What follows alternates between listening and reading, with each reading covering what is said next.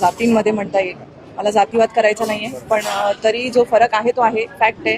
आणि मला खूप खूप बरं वाटतंय की आपली लोकं आपल्यासाठी उभी राहतात.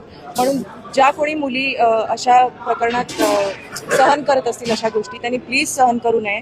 हे आयुष्य आपल्याला देवानी दिलंय ते असल्या रावणांसमोर हरून जाण्यासाठी नाही आहे. म्हणून आपल्या लोकांचा नेहमी सपोर्ट असतो. त्यांच्याशी प्लीज कॉन्टॅक्ट करा आणि खचून जाऊ नका. पण मग प्रश्न तोच आहे की तुम्ही एवढ्या उच्च शिक्षित आहात, इकडे कशा बसल्या गेलाय, काय सिच्युएशन होती या पद्धतीने इथपर्यंत 10 वर्ष काढावे लागले? 10 वर्ष मी काढली कारण माझी मुलं होती. 4 मुलं आहेत मला. मुलांकडे बघून एक आई कधीच असा विचार करत नाही की माझं घर तुटावं किंवा मुलांना आईबापांचा साथ न मिळावा. तोच विचार करून मी आज इतकी वर्ष काढली. पण एक माणूस म्हणून माझीही क्षमता संपलेली, माझे पेशन्स संपलेले आणि माझ्या मुलांसाठी मला आता बाहेर पडावंच लागलं त्यांच्या आयुष्यासाठी. तुम्हाला बळजबरी केल्या गेली नाही, हे तर मी सांगितलंच आहे आधी. ती मी स्वतः तो निर्णय घेतलेला. तो निर्णय चुकीचा होता हे मला आज कळलं. 10 वर्षात कळत आलं.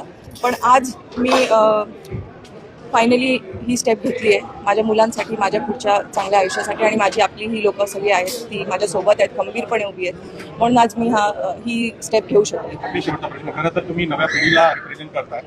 तरुण असतील, तरुणी असतील, सेक्युलरिझम त्यांच्यामध्ये दिसतो आहे. कोणत्या ठिकाणी असावा, कुठे नसावा, तुमच्या वैयक्तिक अनुभवातून काय संदेश देणार? माझं हेच म्हणणं आहे की लहानपणापासून आपल्यावर जे संस्कार केले आहेत आपल्या आईवडिलांनी ते आपण घेऊन चालावे. देवावर विश्वास ठेवावा.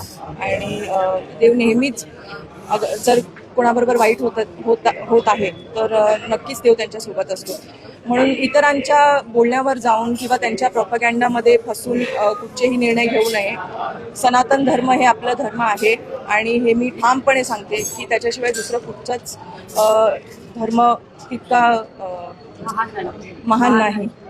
मी शब्द कमी आहेत माझ्याकडे, पण संबंधित काय कारवाई कोर्ट करेल.